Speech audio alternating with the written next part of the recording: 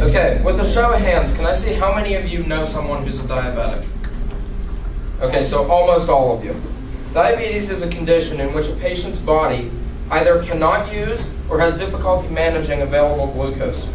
According to WHO, almost 18 million people in the U.S. suffered from diabetes in the year 2000, and they estimate that over 30 million will suffer from it by 2030. With these alarming statistics, one can only imagine how many diabetic emergencies arise.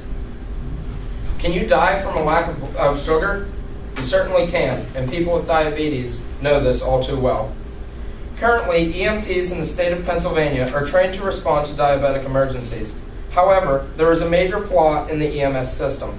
In Pennsylvania, only paramedics are permitted to test blood glucose levels at the scene of an emergency.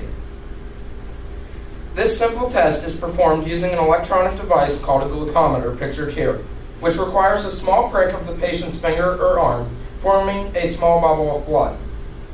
This bubble is placed on the strip and inserted into the device, and after a very short period of time, a reading is displayed. This entire process takes less than 1 minute and gives an accurate reading of how much or how little glucose is present in the blood. This simple test is done millions of times per day by people of all ages throughout the world. Because of the simplicity of the test, patients can test their blood sugar anywhere without needed assistance. So I ask, if a small child can be taught to test their own blood sugar and can do it without problem, why can't an EMT administer this test? This may not seem like a big deal at first thought, but consider this possible scenario. Your mother complains of weakness and that she's feeling a bit dizzy. You call 911 and a basic life support ambulance is dispatched. This means that there is most likely not a paramedic on board.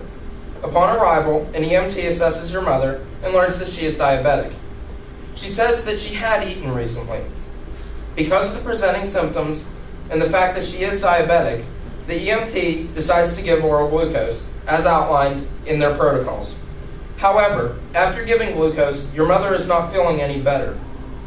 And in fact, she states she might be feeling worse. She is transported to the hospital where emergency staff conduct a blood glucose test, and her level is 750 milligrams per deciliter. This is a dangerously high level, which was likely lower before she was given the oral glucose. By this time, the ER doctor informs you that your mother is in a state known as diabetic ketoacidosis, which means that her body has so much glucose that it cannot use it all.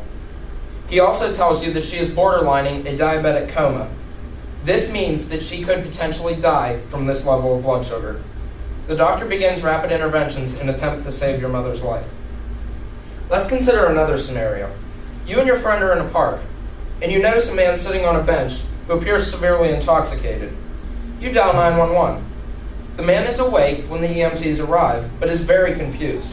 Although he does not appear to be in pain, he is unable to answer the EMT's questions. The EMT conducts a rapid physical exam and finds a diabetic alert tag on the man's wrist. He then administers oral glucose because of the man's condition, but his condition does not change. He is taken to the hospital, where a doctor runs a series of tests and discovers that the man had actually suffered a massive heart attack.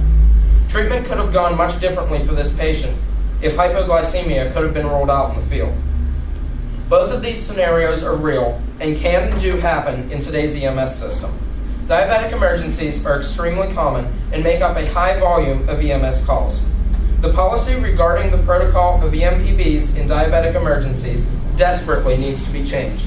Because of economic times and the heavy strain on EMS systems, paramedics are usually only dispatched to high priority calls. The government should hold mandatory regional training sessions and instruct providers how to perform the test and interpret the displayed results. These sessions will allow emergency responders to implement the use of glucometers in their respective services. Testing blood glucose levels is virtually risk-free.